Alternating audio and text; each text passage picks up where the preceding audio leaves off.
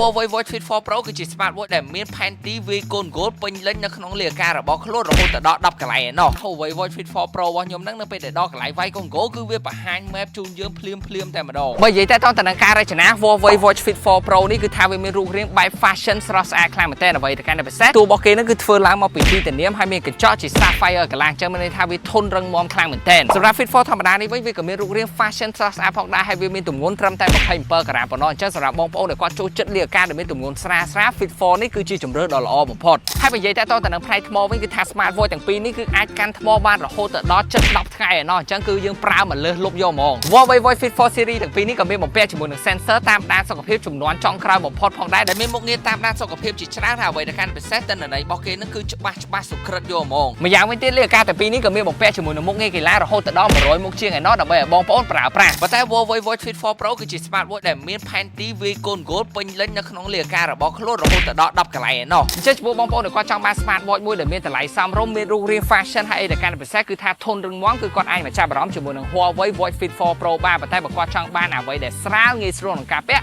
គឺគាត់អាចចាប់អារម្មណ៍ជាមួយនឹង Huawei Watch Fit 4 ធម្មតាបានហើយបើបងប្អូនដាក់ pre order ឥឡូវហ្នឹងក៏នឹងទទួលបានរង្វាន់កាដូលើកទឹកចិត្តជាច្រើនផងដែរ